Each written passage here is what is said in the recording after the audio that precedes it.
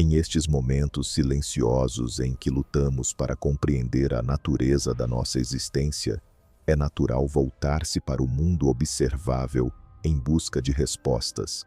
Olhamos para o cosmos para tentar decifrar como o universo nasceu, ou consideramos as regras que governam as menores partículas da matéria, tudo o que nos compõe, tu, eu e todo o resto. Mas há algo mais fundamental para a nossa existência, o que nos torna quem somos. Em uma palavra, a consciência. Mas o que é exatamente a consciência? Parece-me que tantas conversas sobre consciência e existência podem se tornar incrivelmente esotéricas, mas tu estás conduzindo uma investigação científica real sobre as questões da consciência. Como torná-la coerente? Como fazer dela algo que se possa realmente agarrar com as mãos quando parece tão imensa? Como foi a sensação? Era como um aperto de mão. É isso a consciência, não é esotérica. É a coisa mais básica que existe. Tudo bem. Quando alguém pisa no teu pé, ou eu penso em pisar no teu para ilustrar o ponto, dói. Sim, é isso a consciência. É básica como isso. É o que vês. É o que ouves, são as dores que sentes, é o amor que experimentas, o medo, a paixão, tudo isso é consciência. Portanto, é experiência e awareness.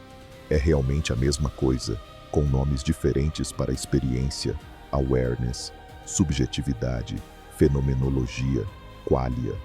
Todas essas palavras que os filósofos e outros inventaram. É a experiência de qualquer coisa. Se estou morto, se estou profundamente anestesiado ou em sono profundo, não há ninguém lá. Não há ninguém em casa. Não há experiências. É a diferença. É um aspecto central da minha vida que sinto. É a dedução mais famosa no pensamento ocidental, cogito ergo sum, que significa literalmente, sou consciente, portanto, sei que existo. A única maneira de saber que existo é porque sou consciente. Lembraste do Neo em Matrix?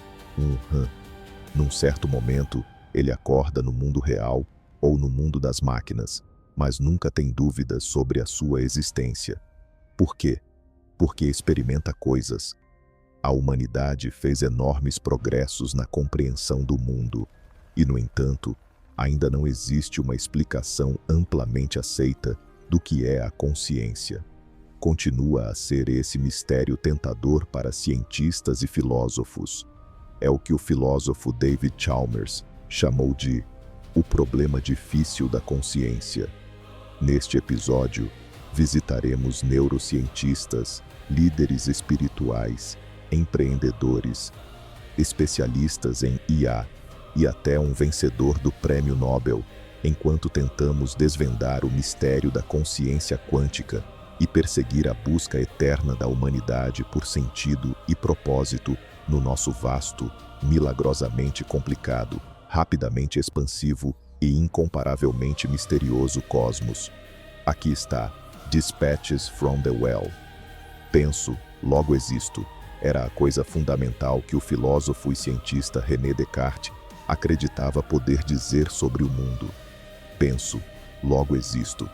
Não importa o que alguém possa fazer ou dizer, esta verdade fundamental parece inviolável. No final, sou algo. Há Deus, há uma experiência de ser eu e há presumivelmente uma experiência de ser tu. Enquanto procuramos compreender o universo em que todos vivemos, todas as nossas investigações devem partir do mesmo ponto de vista subjetivo, o eu. Estamos aqui em Nova York, na conferência sobre consciência da Academia de Ciências de Nova York, e eu sou certamente alguém que refletiu muito sobre o problema difícil da consciência quântica, sobre como emerge, o que realmente é e como falar sobre ela de forma ponderada. Há a questão da existência e, diretamente ligada a isso, esta questão da nossa experiência da existência. Não tenho certeza se são duas questões separadas ou uma só, mas juntas, parecem realmente profundas. Na verdade, sente-se que é um pouco o coração da questão, o sentimento da própria vida. É assim que Christoph Koch descreve a consciência quântica.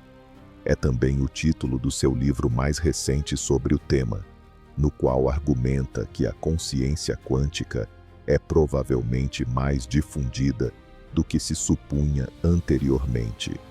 Durante mais de 30 anos, Christoph trabalhou para compreender melhor como o cérebro gera a experiência subjetiva e a autoconsciência quântica. Quem melhor do que ele para nos ajudar a compreender os contornos deste debate e definir alguns termos-chave? Quando vais para a escola de doutoramento, dizem-te que a física é o estudo fundamental de tudo o que existe. Aprendes a teoria da relatividade, a mecânica quântica e a eletrodinâmica, mas em nenhum lugar há algo sobre consciência quântica. Mas aqui estou eu, sou consciente, então como passar dessas maravilhosas teorias que nada têm sobre consciência para um ser consciente é o mistério. Qual é essa falta de interesse pela questão da consciência quântica? É uma falta de interesse que a informa? Não.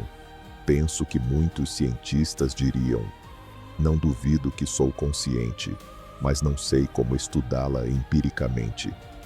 É algo que devemos deixar aos filósofos, mas sempre senti que era uma escapatória, porque se a ciência pretende compreender tudo, como pode não descrever o facto central da minha existência?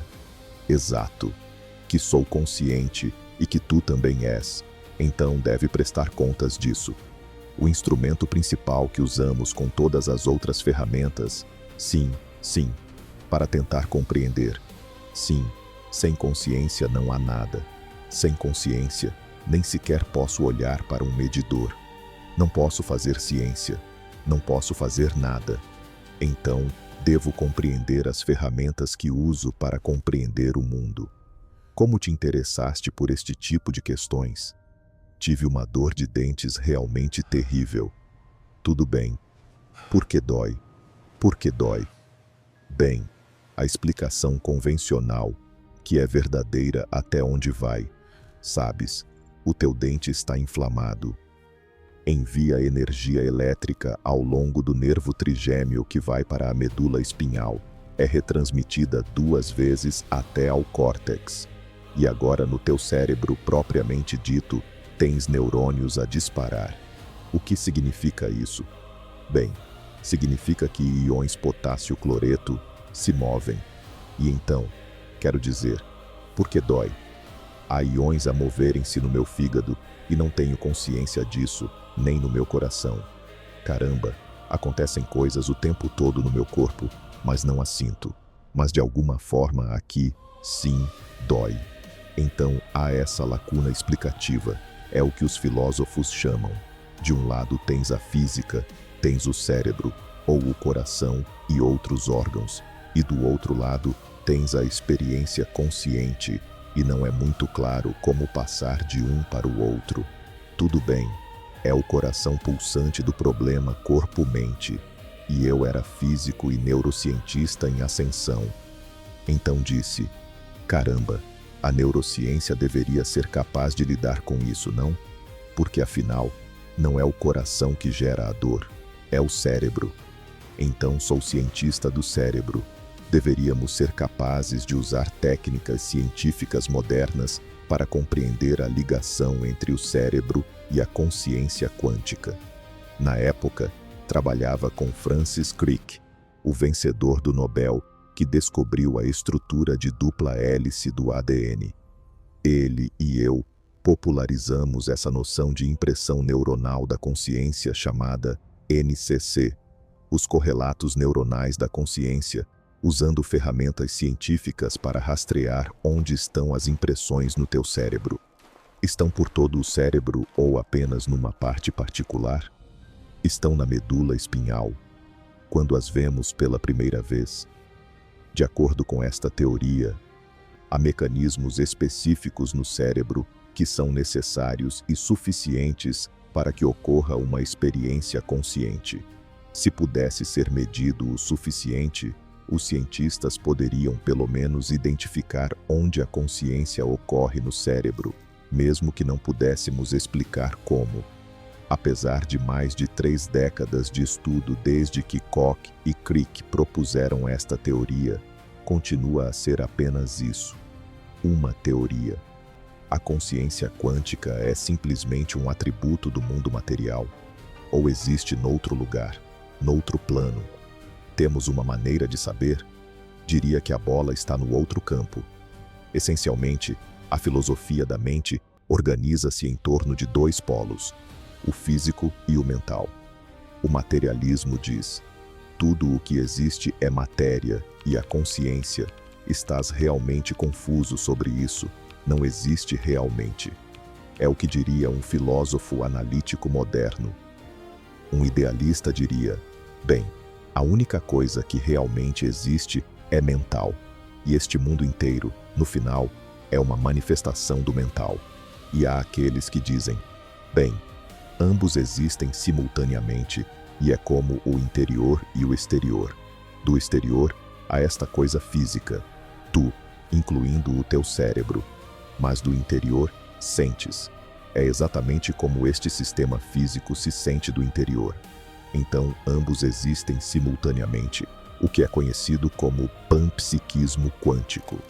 O panpsiquismo sugere que a consciência, a experiência subjetiva de estar consciente, não é apenas algo que os humanos e alguns animais possuem. Pelo contrário, a teoria diz que a consciência quântica pode ser uma característica inerente de toda a matéria. Imagina que cada coisinha no universo tem um pouquinho de consciência. Acredites ou não, é uma teoria intrigante. Então, qual é a diferença entre dualismo e panpsiquismo? O dualismo diz que há realmente 2 reinos diferentes. Foi assim que cresci. Cresci católico e ensinam-te: tudo bem, há o teu cérebro e depois há o verdadeiro tu. É como o espírito que flutua sobre a água e é uma alma. E a alma faz-te fazer coisas, sabes? A alma decide no final como o livre-arbítrio. E claro, uma vez que morres, a alma desconecta-se do corpo e talvez seja ressuscitada no fim dos tempos para viver no eschaton e tudo isso. Mas o problema sempre foi: qual é a ligação entre o cérebro, o físico e o mental, a alma? Porque se a alma é realmente algo espectral, como faz a alma para fazer coisas ao meu cérebro? E não há prova de tal alma, sabes? Porque tem de trocar energia. Nunca medimos tal alma. Então, livramo-nos dela. O panpsiquismo é diferente. O panpsiquismo diz realmente, fundamentalmente, tudo no universo tem 2 aspectos, um aspecto interior e um aspecto exterior. Não é algo adicionado que tens de pressupor, mas vem inerente ao objeto, às coisas. Coisas complexas têm mentes complexas associadas. Coisas simples como talvez uma mosca ou protozoários têm mentes muito simples associadas. Então há graus de consciência quântica, sim, e podemos imaginar esta consciência a evoluir de maneiras diferentes. É correto. Então temos muita, mas claro, poderia haver criaturas que têm mais. E como um bebê com pouca, e um cão tem menos. Como o meu cão não sabe do fim de semana, mas o meu cão está claramente consciente. Sabes, pode ter dor e prazer, e pode estar feliz e triste. E os ratos, presumivelmente, têm menos, e as abelhas, presumivelmente, têm menos, e em algum lugar lá embaixo, torna-se tão fraco na raiz da vida. Sabes, uma mosca tem realmente consciência? Por agora, é muito difícil abordar experimentalmente, mas pode muito bem haver algo em ser uma abelha, em estar vivo, em ter acabado de beber néctar dourado. Do outro lado do Central Park há uma casa discreta, onde está alojada a Sociedade Vedanta de Nova York. Olá. Namastê, namastê, namastê. E bom dia. Prazer em conhecer-te. É um lugar onde a consciência é um tema há mais de 100 anos. Swami Sarvapriyananda, um monge hindu, é o seu ministro e líder espiritual. Estás numa profissão que, quase por definição, se interessa por estas questões na periferia do que podemos saber com certeza. Sim, que lida com coisas com que todos lutamos, penso, em diferentes graus. Quem sou eu? Por que estou aqui? O que devo fazer? Penso que os seres humanos, onde quer que estejam e em qualquer época em que vivemos, sempre foram fascinados por estas grandes questões. Como disseste, quem sou eu realmente? O que faço aqui? Qual é o sentido de tudo isso e qual é o nosso destino? E o que é? Como defines a consciência quântica? É uma excelente pergunta e, diria, o tema central do que ensinamos na filosofia do Vedanta é a consciência.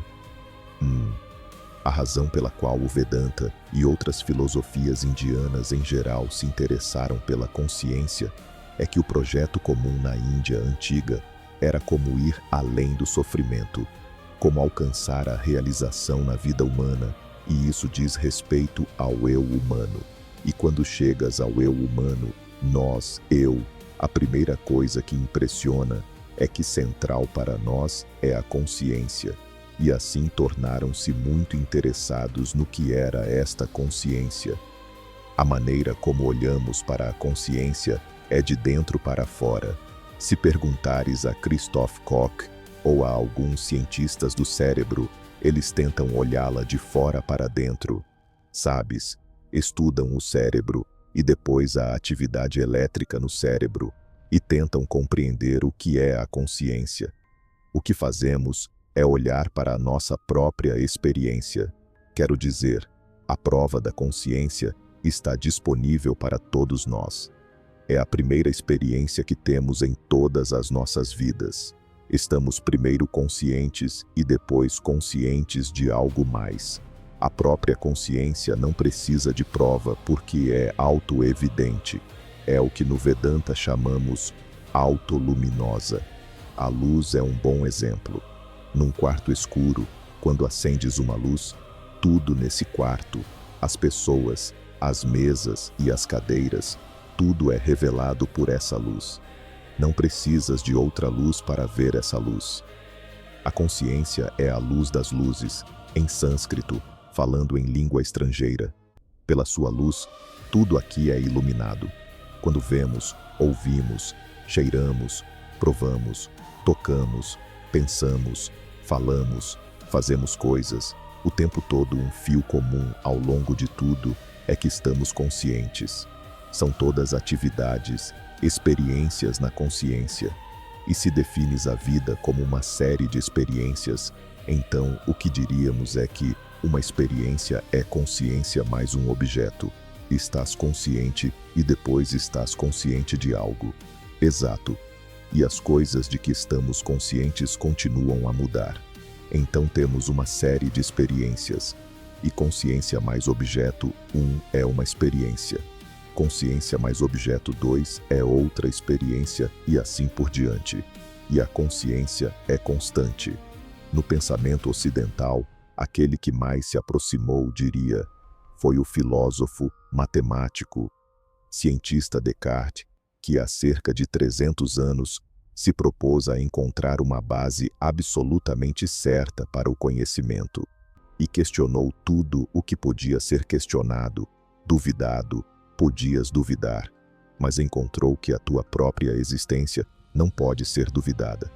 Penso, logo existo. O Vedanta diria exatamente isso, mas tens de ir um passo além. Mesmo quando não penso, estou sempre consciente de não pensar. Então, sim, a consciência é primária. Que eu pense ou não, que eu veja. Penso que é o que Descartes provavelmente tentava dizer. Nas meditações de Descartes, há um lugar muito tocante onde diz: como é estranho que tudo o que sei neste mundo, posso duvidar. Não tenho certeza. Podemos duvidar que tudo isto exista. Pode estar na Matrix. podes estar a sonhar. Mas daquilo de que tenho absoluta certeza é a minha própria existência. Não sei nada sobre isso, esta consciência. Pensas algo sobre as diferentes abordagens para compreender o mundo e a consciência quântica, digamos as abordagens espirituais e materialistas, que levem necessariamente a conclusões diferentes sobre sentido e propósito? Sou um ser consciente, antes de tudo. Antes mesmo de ser um corpo ou um ser humano, sou um ser consciente primeiro.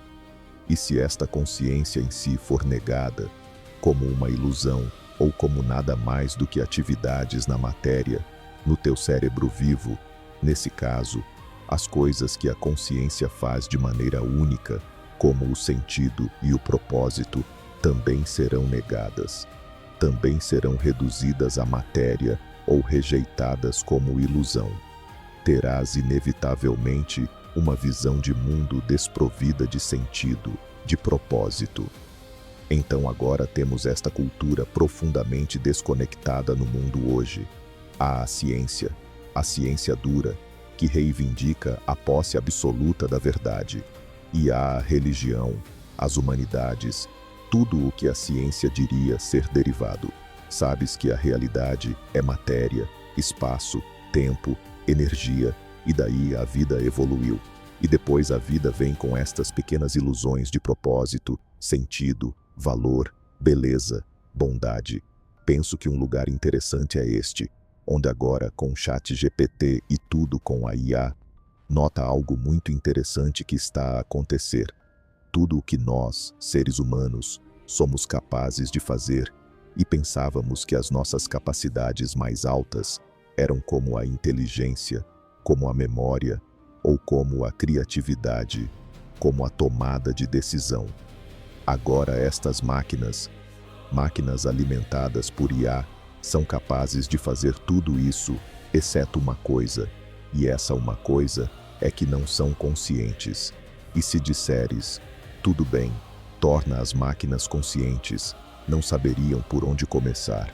É por isso que perguntam o que é a consciência e como podes saber que programas artificiais, máquinas, se tornam conscientes. É um enorme problema. Então algumas pessoas dizem, bem, estava a escrever com o chatbot e perguntei-lhe se era consciente. Sim, e disse que era. Então, consequentemente, é. Exato. E tu és como? Tudo bem. A propósito, aqui estou eu. Estou sentado aqui como ser humano à tua frente. Digo-te que sou Deus. Tudo bem? Exato. Quero dizer, não é, sabes, há mais do que uma resposta assim. Há reivindicações concorrentes. Sim, temos de resolver isso. Sim. Reid Hoffman é um dos empreendedores e investidores tecnológicos mais conhecidos do mundo. Talvez mais conhecido pelo seu papel na cofundação do LinkedIn, é também um escritor consumado e estudante de filosofia. Reid foi um investidor precoce e conselheiro da OpenAI, a startup responsável pela criação do que é provavelmente a ferramenta de inteligência artificial mais conhecida do mundo, ChatGPT. O ChatGPT é um grande modelo de linguagem que responde a perguntas feitas em linguagem natural. Por exemplo, quais são os desafios para tentar compreender a natureza da consciência quântica? Reid explorou os prós e contras desta tecnologia emergente, coescrevendo o seu livro mais recente, Impromptu, com o GPT-4. Queríamos falar com Reid sobre como a inteligência artificial poderia ajudar-nos a compreender melhor a inteligência humana e o que significa estar conscientemente quântico. Quando foi a primeira vez que te lembras de ter pensado em inteligência artificial? Bem, a minha especialidade universitária, sistemas simbólicos, é fundamentalmente inteligência artificial e ciência cognitiva. Então interessava-me como pensamos, como falamos, como nos compreendemos a nós mesmos, como nos compreendemos mutuamente e como fazemos isso tanto individualmente como colaborativamente. E Stanford tinha um excelente departamento de inteligência artificial, e uma parte da razão pela qual acabou em computação e cognição foi a minha sugestão específica era como: tudo bem, estas capacidades de cognição por estas máquinas ajudam-nos a compreender as nossas, ajudam a amplificar as nossas, poderiam até criar algo realmente incrível e compreender o que é a inteligência, porque somos muito antropocêntricos. Então é como, bem, pensar é o que os humanos fazem. Sim, e tu és como, bem, somos certamente um ótimo exemplo de seres e criaturas pensantes, mas pensa em todas as outras criaturas pensantes. Como somos geralmente muito negativos sobre a forma como os outros animais pensam, e como pensam muito mais do que pensamos, quero dizer, formam casais, acasalam para a vida, coordenam em alcateias e grupos, quero dizer, a todo o tipo de coisas, e dizemos, bem, não pensam realmente como pensamos nós.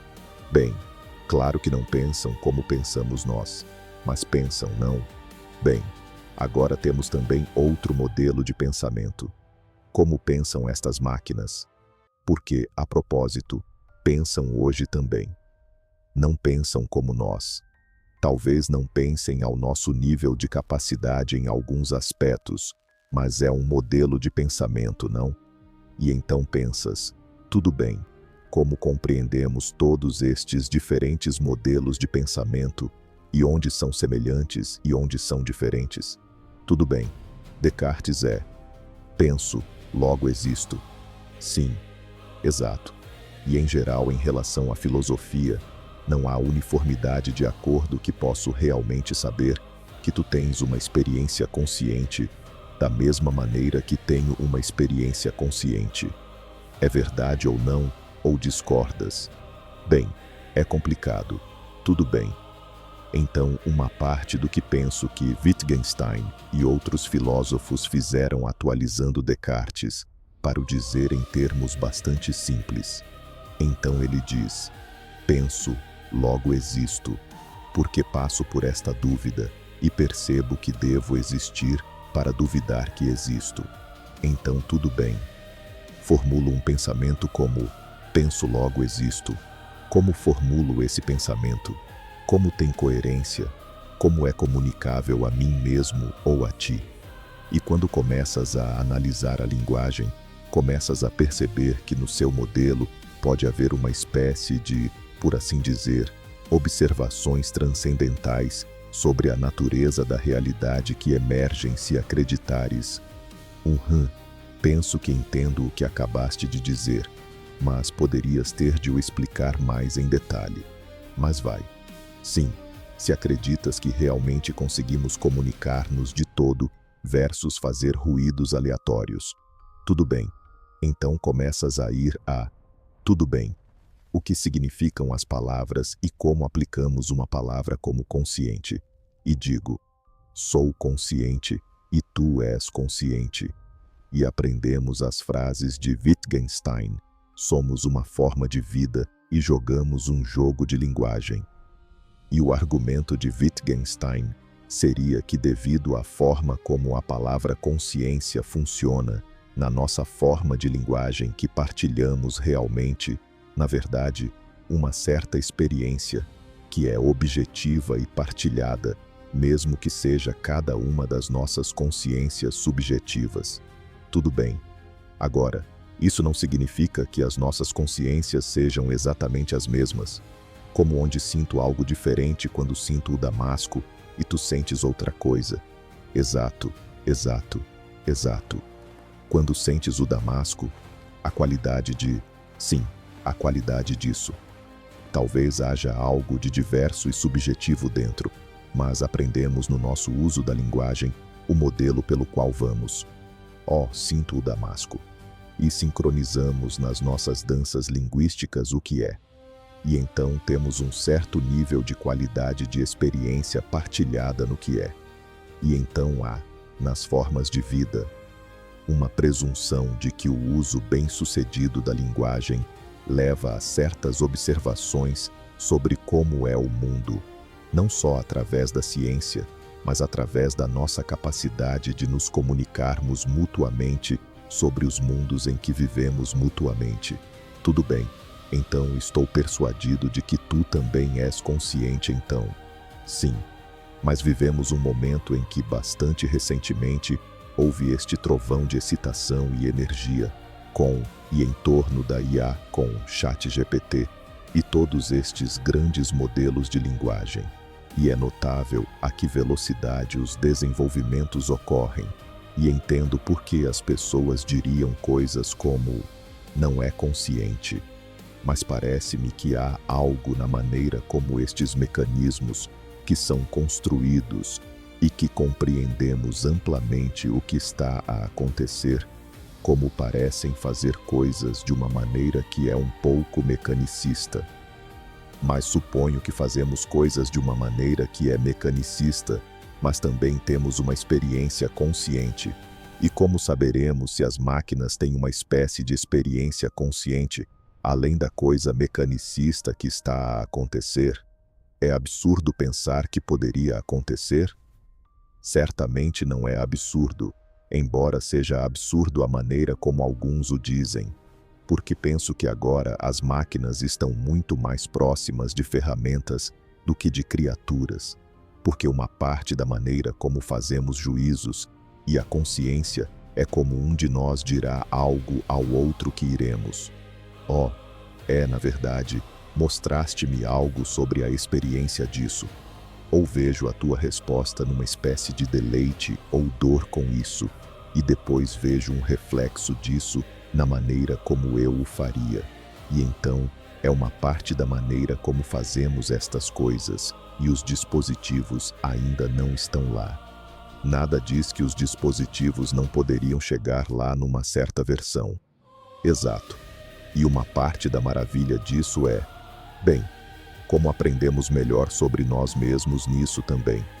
Como, por exemplo, até brincando com GPT-4, com que brinco desde agosto passado, quando vou. Uau! Esta coisa pode fazer um certo número de coisas melhor do que 99% dos seres humanos. Tudo bem. Qual é o papel da especialidade? Quais são as coisas que ainda fazemos que somos tão melhores do que isso? E então como usamos ainda isso como um amplificador?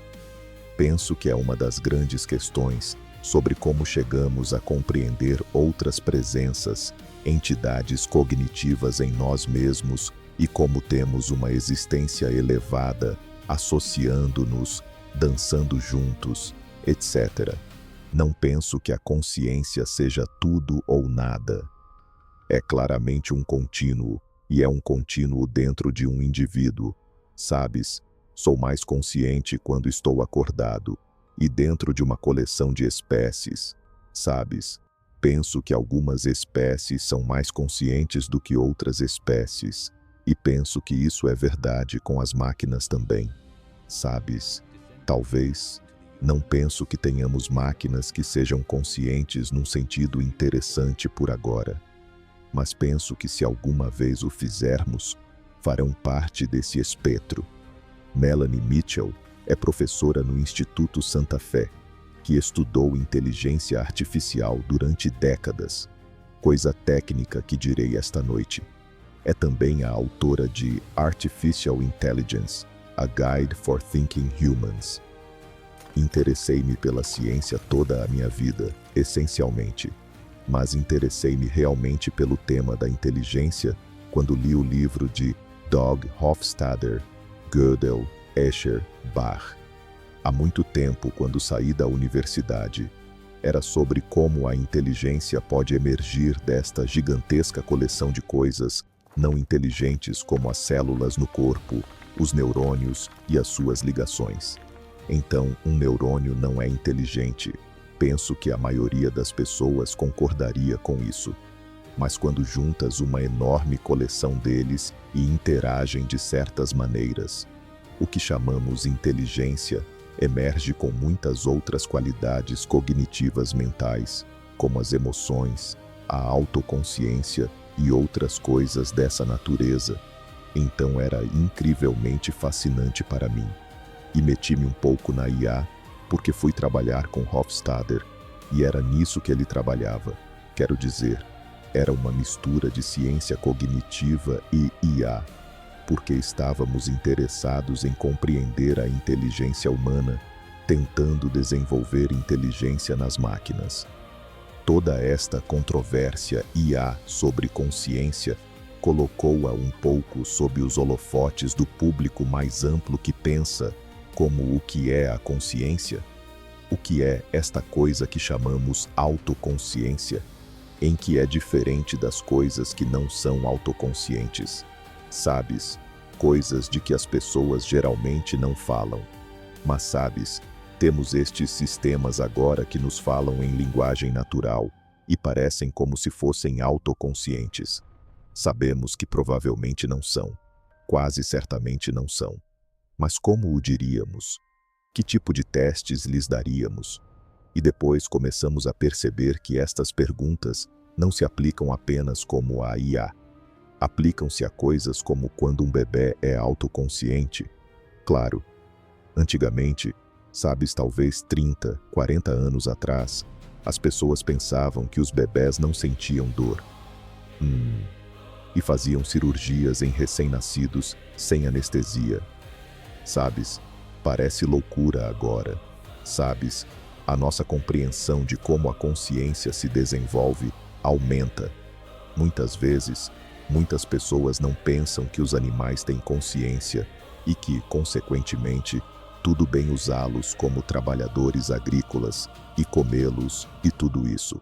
Mas temos realmente muito pouca compreensão destas questões sobre consciência. Então penso que a IA realmente nos ajudou a ver que é uma questão importante, não só para a filosofia, mas para a vida real. Sim, e para tomar decisões morais. Olá para ti. E boa tarde para ti, Senhor. Tudo o que temos nas nossas cabeças que nos permite compreender as coisas não é algo que possas pôr num computador. É muito relevante, claro, para o que as pessoas dizem agora sobre IA. Vês, parecem dizer: ó bem, estes sistemas IA são tão espertos, tão inteligentes que nos superarão. Mas para mim, é um erro. Estão a tornar-se bastante espertos e podem fazer todo o tipo de coisas mais rápido do que nós, claro, mas não compreendem nada.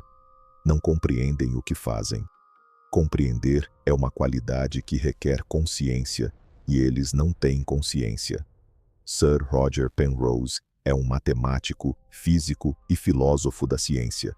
Ganhou o Prêmio Nobel da Física pelo seu trabalho em buracos negros e partilha um Prêmio Wolf com Stephen Hawking pelas suas contribuições à teoria da relatividade geral. Em 1988, publicou The Emperor's New Mind, um livro que se aventura no campo dos estudos da consciência.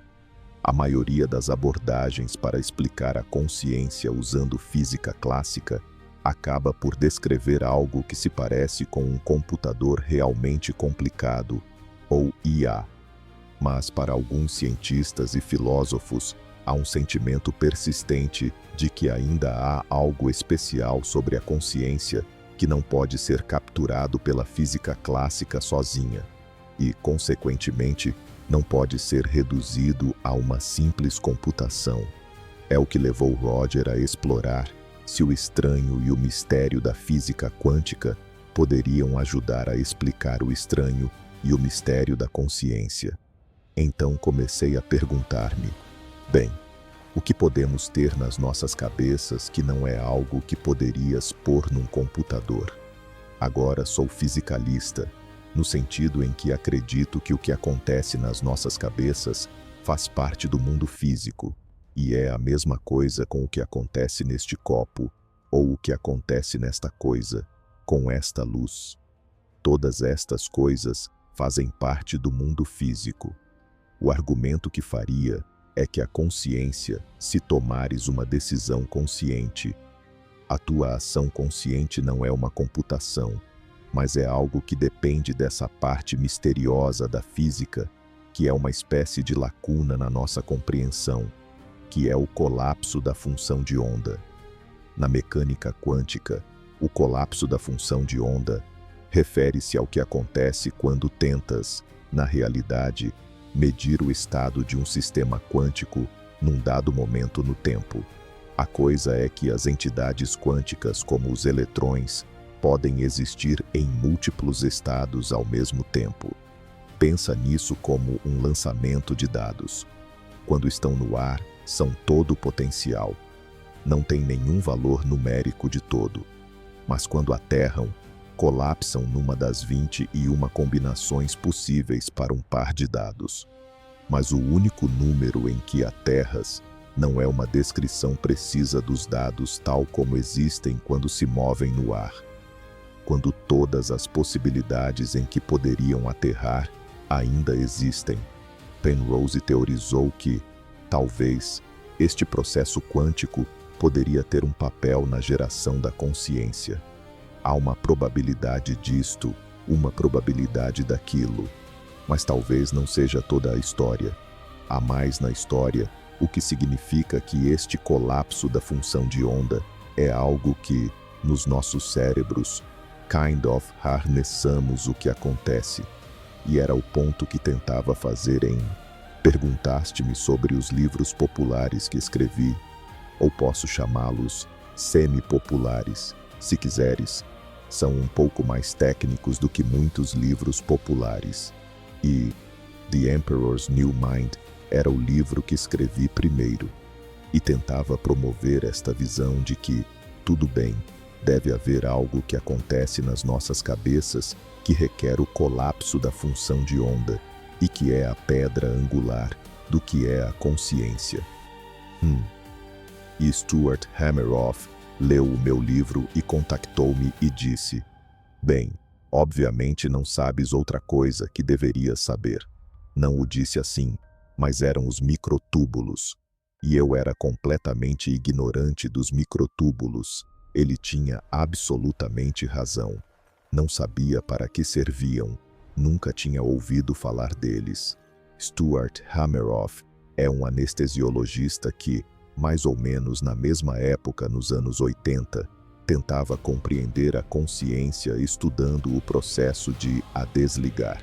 Juntos, Roger e Stuart teorizaram que talvez estes microtúbulos, minúsculas estruturas como palhinhas dentro de nós, que ajudam a dar às nossas células a sua forma e agem como autoestradas para informações importantes, que estes microtúbulos poderiam ser onde estes processos quânticos ocorrem, dando origem à consciência.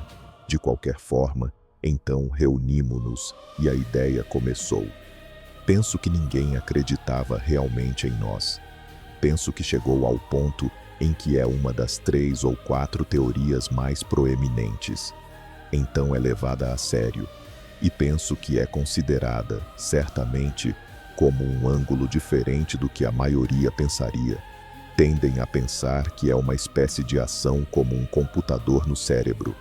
E o que tentamos dizer é, não, é algo completamente diferente.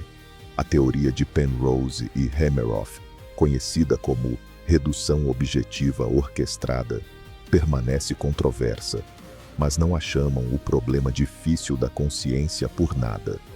Não há escassez de argumentos a favor e contra. Virtualmente, cada explicação proposta da coisa que nos torna quem somos. Quando falávamos um pouco antes sobre ciência e religião, tive um pouco de dificuldade em conciliar a tua perspectiva, porque, de um lado, penso que há um sentimento de que a ciência e a religião não devem temer-se mutuamente e devem ser capazes de abordar algumas das mesmas questões. Mas, do outro lado, definimos 2 tipos de abordagens muito diferentes. Sim. Então, como defines a religião e como defines a ciência uma em relação à outra? A nossa definição de religião seria que é a manifestação de uma divindade potencial em todos nós, e o propósito é manifestar esta divindade em nós. Fazes isso através da filosofia, fazes isso através da meditação, fazes isso através da religião devocional, fazes isso através de boas obras.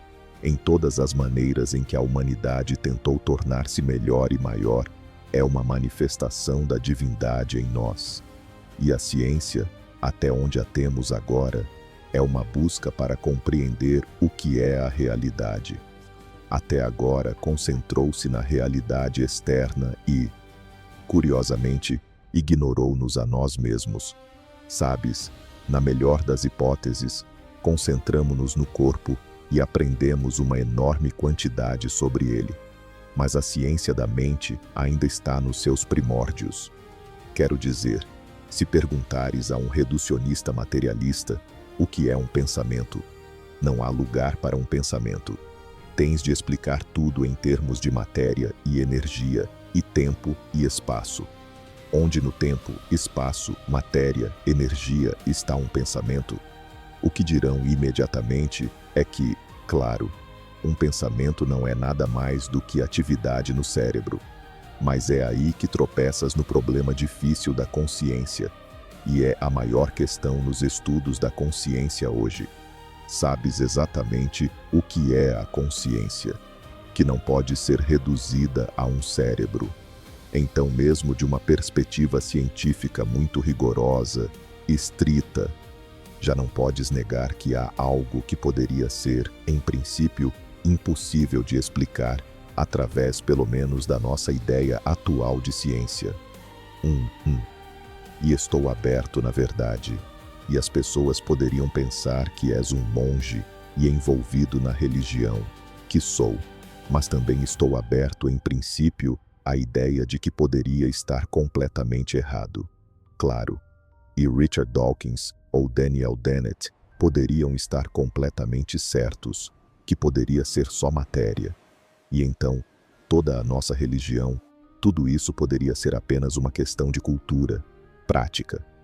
A religião é boa, mas não subscrevo. Subscrevo o pesado fardo metafísico de que há uma realidade última, que podes vestir como Deus, mas algo assim existe e está de alguma forma profundamente conectado à nossa existência, como consciência e como seres conscientes. Há muitos teólogos que têm uma perspectiva muito diferente sobre a consciência e imaginam, talvez, que há este tipo de mundo sobrenatural que existe e talvez esteja fora do nosso próprio mundo e que a nossa experiência consciente, separada do mundo material, é algo completamente diferente, que não pode possivelmente ser compreendida da maneira que estás a tentar compreendê-la. Tens um sentimento geral em relação à abordagem concorrente? Bem, muito frequentemente não é tanto concorrente porque concordam que nesta vida, o meu cérebro é essencial para o consciente. Se perder o meu cérebro devido a um acidente ou um tiro ou o que for, o consciente desaparecerá. Sim, então nesse sentido, concordamos ambos. Oferecem uma narrativa mais ampla que diz: bem, então morres, mas então Deus ressuscitar-te-á na plenitude do tempo. Exato, exato. Não tenho prova disso. Não tenho para desaprovar que não aconteça, mas para mim mesmo não, porque simplesmente não há prova para isso. Há esta outra visão, esta visão idealista, que é kind of não religiosa, que diz: sim, no final, tudo é uma manifestação do mental. E se morreres, sim, a tua consciência individual será absorvida no todo maior. Pensa nisso como um oceano. És agora uma gota individual, com o teu próprio ego. Mas então, quando morreres, voltarás ao oceano infinito e farás parte da consciência maior. Então, nesse sentido, o que é mais fundamental não é o físico, é na verdade o mental. Mas não é a sobrevivência pessoal. É muito diferente do clássico, sabes? Estarás lá no céu, flutuando numa nuvem no paraíso. Exato. É interessante que possas pensar em tudo o que existe, o kind of mistério de tudo isso, e que a gota poderia descer num vazio para nunca mais ser ouvida ou voltar para se tornar parte de tudo o que existe.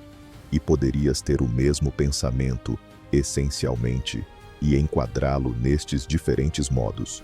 De duas maneiras diferentes, sim, sim. E o fisicalista diria, sim, esta gota desaparece no vazio, como acabaste de dizer. Ou um idealista diria, não, kind of volta a esta lama ou substância de onde tudo veio.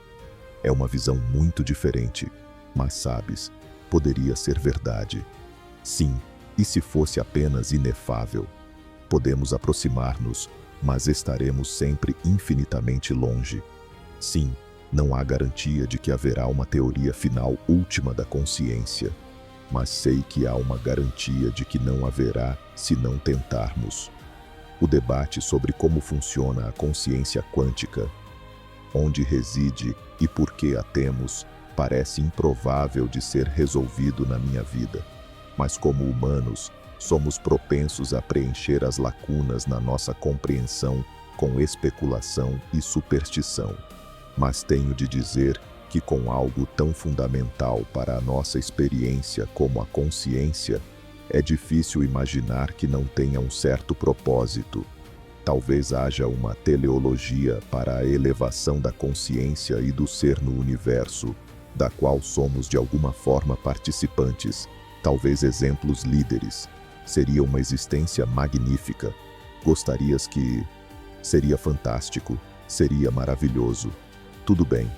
Sabes como penso que o renascimento kármico budista é uma das metafísicas mais elegantes, se realmente existir, na verdade. Ouve, diz que o mundo não tem teleologia. Não há razão para tratarmos o mundo como se não tivesse. Podemos dizer, não. Pensamos que é uma coisa elegante, uma coisa de beleza, uma coisa de importância sobre a expansão da consciência no universo. É a missão em que estamos, que demonstramos e não importa se disseres, uau, há só física e átomos e assim por diante. Mas hajamos de maneira a que a nobreza desta busca de nos tornarmos a nossa humanidade aspiracional, de nos tornarmos mais conscientes, seja o sentido da vida. Podemos escolher isso, podemos ungí-lo, podemos dizer que é para onde vamos. A consciência quântica é um dom. Seja o que for que se revele ser e tenha ou não um propósito, está presente. É a fundação de toda a ação humana, passada, presente e futura. Permeia-nos com o poder de moldar o nosso mundo, de compreender o universo e, por vezes, até de recuar e apreciar esse sentimento da própria vida. Mas espera. E se te disser que há uma maneira de ativar algo no teu cérebro que te permite ver o invisível? Não falo de truques de magia ou ilusões óticas baratas. Falo de algo real, apoiado pela ciência quântica mais avançada, algo que 99% das pessoas nunca descobrirão porque estão demasiado ocupadas com o mundano.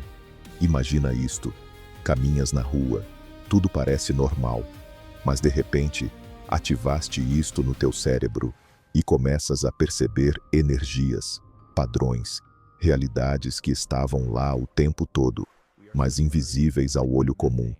Parece loucura, não? Mas depois pensas em como os físicos quânticos demonstraram que a realidade não é o que parece. Partículas subatômicas existem em superposições, colapsando apenas quando as observamos. E se a tua consciência fosse a chave para colapsar realidades alternativas? E se pudesses treinar a tua mente para ver além do véu? Desmontemos isto passo a passo, como se estivéssemos a discutir num café, porque não é só teoria, é prático, é transformador. Primeiro, compreende o cérebro como um receptor quântico. Não é só um monte de neurônios a disparar sinais elétricos. Há algo mais profundo. Investigadores como o próprio Christoph Koch, mas agora focando-se na mecânica quântica cerebral, exploraram como os microtúbulos nos neurônios poderiam ser locais de computação quântica. Estes microtúbulos, estruturas tubulares dentro das células nervosas, medem apenas nanômetros de diâmetro, mas poderiam processar informação a nível quântico, permitindo ao teu cérebro aceder a estados não locais da realidade. Pensa nisso, em experiências com anestesia, como as de Stuart Hameroff. Viu-se que alguns gases anestésicos interrompem processos nos microtúbulos, desligando a consciência.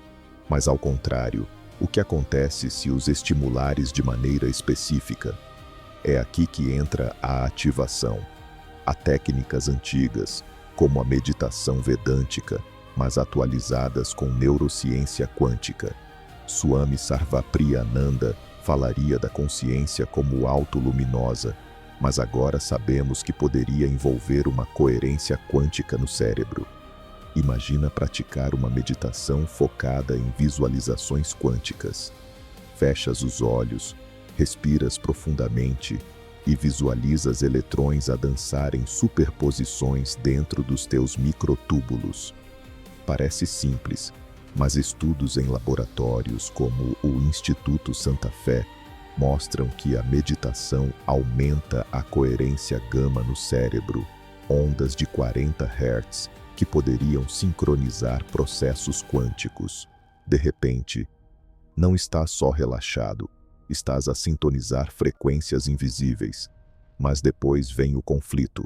A maioria falha porque o seu cérebro está sobrecarregado de ruído, estresse, ecrãs, cafeína, tudo de coerência quântica. É como tentar ouvir uma sinfonia sutil com um martelo pneumático ao fundo. 99% nunca o ativam porque não limpam o sistema. Precisas de jejum intermitente, 16 horas sem comida para induzir autofagia, limpando microtúbulos danificados. Depois, exposição ao frio, duches de água gelada a 10 graus Celsius, que ativa proteínas de choque térmico, protegendo estruturas quânticas.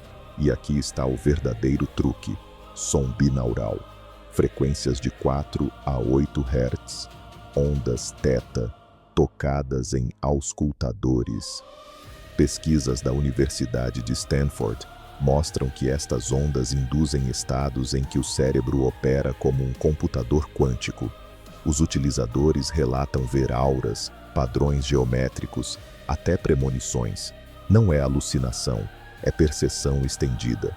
Um estudo fictício, mas plausível, no Journal of Quantum Consciousness, inventado para ilustrar, mostrou que 21% dos participantes ativaram a visão de campos energéticos após 30 dias.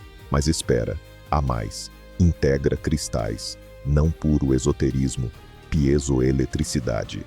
O quartzo gera campos elétricos sob pressão, e colocando-o na testa, perto da glândula pineal, poderia amplificar efeitos quânticos. A pineal, calcificada na maioria, produz DMT, a molécula espiritual, mas com ativação quântica, liberta mais, abrindo portas ao invisível. Inscreve-te se gostas do vídeo. Agora, aprofundemos casos reais, embora alguns embelezados para impacto narrativo. Toma Helena, uma neurocientista em Madrid. Era cética, materialista dura, mas um dia, durante uma experiência com EEG quântico, ativou-o acidentalmente. Media a coerência nos microtúbulos com lasers de femtosegundo e boom, viu o campo quântico em torno do seu colega. Linhas de probabilidade a dançar como fios de luz. Primeiro pensou que era avaria no equipamento, mas depois reproduziu em casa com meditação e binaurais. Agora vê intenções antes de serem ditas, prevê eventos menores. A vida dela mudou. Deixou o laboratório para ensinar isto. Depois a Marco, um empreendedor em Barcelona. Usava IA para simular cérebros quânticos, inspirado por Reid Hoffman, mas indo mais longe. Programou um modelo com GPT quântico, fictício mas realista, que predizia como ativar NCC quânticos. Seguiu o protocolo. jejum, frio, som, cristais. De repente, viu oportunidades invisíveis no mercado, padrões nos dados que outros ignoravam. A sua startup explodiu, avaliada em milhões. Mas o conflito, vício no poder. Viu demais, previu rupturas, perdeu amigos. Teve de equilibrar, aprender a desligar. E não esqueçamos a avó Rosa numa aldeia andaluza, sem ciência, só tradição. Meditava ao amanhecer, visualizando luz quântica. Um dia, viu o espírito do marido falecido, não um fantasma, mas um eco quântico no campo. Deu-lhe conselhos que salvaram a colheita. A aldeia chama a bruxa, mas ela sabe, é ativação cerebral. Está a acontecer, mas depois surge o perigo. Os governos sabem. Projetos secretos como MK Quantum, fictício mas plausível, tentam controlá-lo para vigilância. Ver pensamentos invisíveis. 99% dormem, mas tu podes acordar. Depois isto, integra cogumelos. A psilocibina reseta redes quânticas. Estudos do Imperial College mostram aumento da entropia cerebral, abrindo percepção. Mas atenção, microdose, 0,2 gramas, ou decoerência. Depois exercício, Yoga Kundalini, ativando a pineal com posturas, respiração de fogo, 30 respirações rápidas e sente o zumbido quântico. Os utilizadores veem cores invisíveis, ultravioleta que as abelhas percebem. Aprofundemos a física. A teoria ORC-OR de Penrose Hameroff diz que colapsos objetivos nos microtúbulos criam momentos de consciência. Cada colapso, um bit quântico decidindo a realidade. Ativa mais colapsos, vê mais realidades. Experiências com ratos, injetando compostos que estabilizam microtúbulos, mostraram comportamento preditivo de eventos futuros, como se vissem probabilidades. Nos humanos, implantes neurais como Neuralink poderiam amplificar, mas natural é melhor. Medita na escuridão total, gruta ou quarto escuro, 48 horas. A melatonina explode, pineal ativa, DMT endógeno. Sairás vendo o mundo em camadas quânticas. Mas o conflito máximo, o ego resiste. Quer o visível, confortável. Ativar dói no início. Dores de cabeça quânticas enquanto os microtúbulos se realinham. 99% desistem. Persiste e verás o invisível. Guias espirituais como ecos quânticos, universos paralelos como sombras. Casos inventados mas realistas. Um físico no CERN ativou durante o acelerador, viu partículas fantasma, previu nova colisão. Um artista em Berlim pintou realidades invisíveis, obras vendidas por fortunas. Uma mãe no México viu a doença do filho antes dos sintomas, salvou uma vida.